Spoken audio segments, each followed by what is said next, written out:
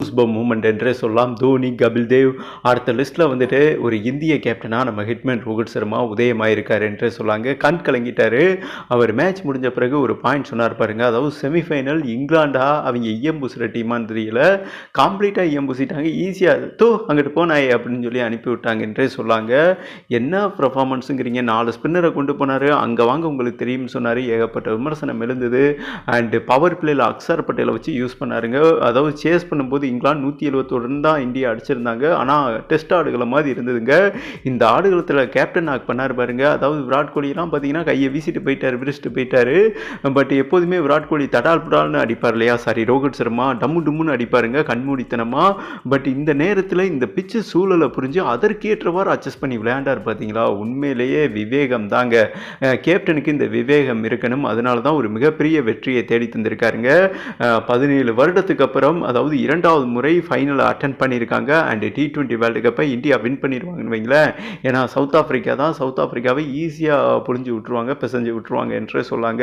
But கேப்டனை பாராட்டணும். ஒரு முக்கியமான கட்டத்தில் 50 ரன் நாக் பண்ணார். அண்ட் சூரியகுமார் யாதவ் அண்ட் ஹர்திக் பாண்டியா ஒரு சின்ன சின்ன கேமியோ ரோல் பண்ணாங்க.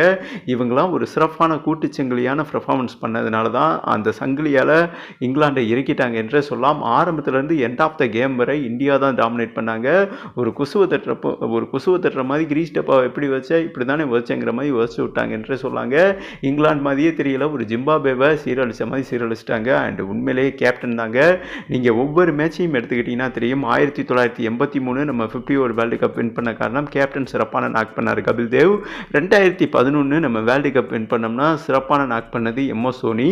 அண்ட் இன்னைக்கு நம்ம ஃபைனல் வந்திருக்கோம்னா அதற்கு ரோஹித் சர்மா தாங்க காரணம். ஆடுகளம் ரொம்ப கிரிட்டிக்கல். அந்த ஆடுகளத்தை புரிஞ்சு அட்ஜஸ்ட் பண்ணி விளையாண்டாம் பாருங்க. ஸோ உண்மையிலேயே வீர்குண்ட சிங்கம் என்று தாங்க சொல்லணும். ஒரு சிறந்த கேப்டன். உண்மையிலேயே இந்திய டீமுக்கு இப்படி ஒரு கேப்டன் கிடைச்சதுக்கு நாம் அனைவருமே எந்திரிச்சு சல்யூட் பண்ணணும். ஜெய் ஹிந்த் ஹிட்மேன் ரோஹித் சர்மா என்று தாங்க சொல்லணும். சரித்திரம் பண்ணிட்டாரு. 17 வருடமாக யாரோ போராடினாங்க. தோனிக்கு அப்புறம் ஒரு மிகப்பெரிய வேர்ல்டு கப் வின் பண்ணலங்க. பட் அந்த இடத்துக்கு கொண்டு வந்து சேர்த்துருக்காரு. இந்த மேட்ச் முடிஞ்ச பிறகு மெய் செலுத்திட்டாரு, கண் கலங்கிட்டாருங்க. அவர் என்ன சொல்லியிருக்காருன்னா, நம்ம என்னதான் சிறந்த பிளேயராக இருந்தாலும் ஒரு மிகப்பெரிய வேர்ல்டு கப் வின் பண்ணலைன்னா நம்மளை மறந்து விட்டுப்படுவாங்க. மிகப்பெரிய சச்சின் டெண்டுல்கரே காணாமல் போயிட்டார். இன்னைக்கு MS தோனி பேசப்படுறாங்க, கபில் தேவ் பேசப்படுறாங்க. எனக்கு அந்த ஒரு இழுக்கு இருந்துக்கிட்டே இருந்தது. நம்ம என்னதான் பர்ஃபார்மன்ஸ் பண்ணாலும் ஒரு 3 முறை டபுள் செஞ்சுரி அடிச்சிருக்காரு. நம்ம ஹிஸ்ட்ரியில் தெரிய மாட்டோம். ஹிஸ்ட்ரியில் தெரியணும்னா ஒரு மிகப்பெரிய வேர்ல்டு கப் வின் பண்ணணும். அப்படி ஒரு சூழல் வந்துட்டு எனக்கு அமைத்து கொடுத்துருக்காங்க டீமில் இருக்கும் சக பிளேயர்கள். அங்கே பிளேயர்களை மென்ஷன் பண்ணார் பாருங்க. டெஃபினட்டாக ஒரு மிகப்பெரிய வேர்ல்டு கப் வின் பண்ணாதான் நான் ஹிஸ்ட்ரியில் இடம் பெறுவேன். MS தோனி மாதிரி, ஒரு கபில் தேவ் மாதிரி.